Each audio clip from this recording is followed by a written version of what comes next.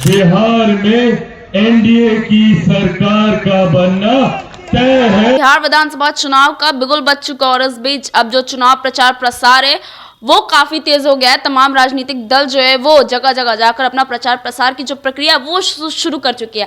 आपको बता दें कि जहां कल मुजफ्फरपुर से जो नीतीश कुमार है उन्होंने अपनी प्रचार प्रसार की शुरुआत कर, वहीं दूसरी ओर अब चिराग पासवान ने भी प्रचार प्रसार की जो प्रक्रिया वो शुरू कर दी। आपको बता दें कि आज सुबह यानी बुधवार को जो चिराग पासवान है वो अपनी ही पार्टी के उम्मीदवार जो कि परबत्ता से है उनके चुनाव प्रचार प्रसार के लिए जो है परबत्ता पहुंच जाते हैं। एक बात तय है, एक बात स्पष्ट है जो मैं आप लोगों से ईमानदारी से साझा करना चाहता हूं। एक बात तय है कि 14 नवंबर को जब परिणाम आएंगे तो एक बार फिर बिहार में एनडीए की सरकार का बनना तय है।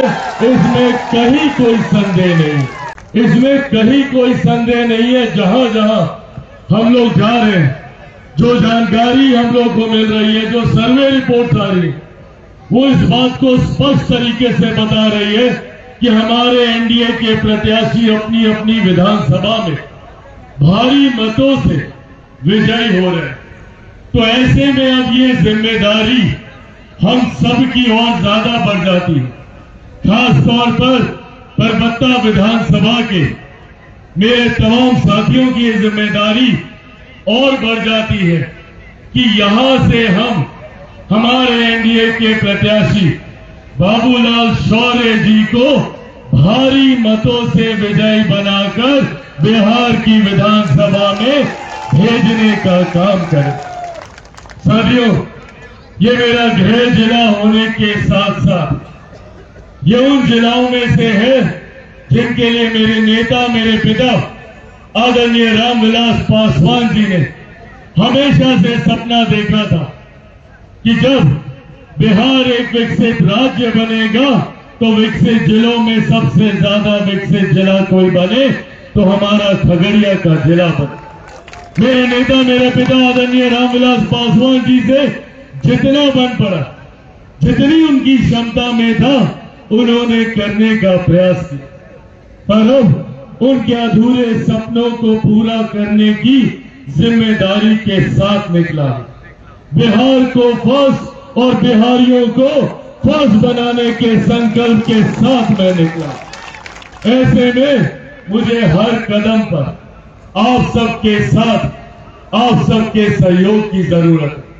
साथियों, एक लंबे समय के बाद बिहार को ये खूबसूरत मौका मिला है जब बिहार में डबल इंजन की सरकार है। जो जानकारी आपके साथ मैं साझा करना चाहता हूं, ये वही जानकारी। आज जब हम लोग देखते हैं कि भैया बिहार पिछड़ा है, बिहार में अभी ये नहीं हुआ, वो नहीं हुआ, तो हम लोग को इसका कारण जानने की जरूरत है। हम लोग को समझने की जरूरत है कि क्या कारण रहा, क्या वजह रही कि बनिस्बत बाकी राज्यों के अभी तक हमारा बिहार उस तरीके से विकास की राह पर आगे नहीं बढ़ पाया। इसके सबसे बड़ा कारण रहा है विरोधाभास की सरकार। लंबे समय तक बिहार में कोई और सरकार, केंद्र में कोई और सरकार, ये व्यवस्था बिहार में रही।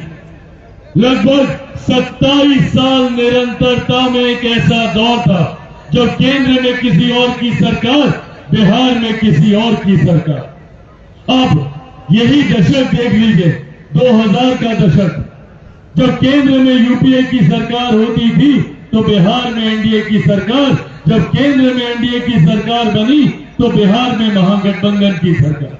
साथियों, विरोधाभास की सरकारों ने हमेशा बिहार को पिछड़ा बनाए रखने का कार्य किया।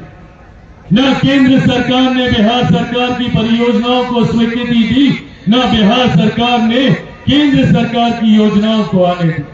पर आज एक लंबे समय के बाद केंद्र सरकार और राज्य सरकार एक सोच वाली सरकार है। तस्वीरें लगातार हम आपको दिखा रहे हैं कि किस तरीके से जो चिराग पासवान है इस बार बिहार विधानसभा चुनाव में जोरों शोरों से तैयारियां करते हुए नजर आ रहे हैं। फिलहाल में इस खबर के लिए इतना ही। मैं स्वेच्छा और बने रहे देशवा न्यूज के साथ।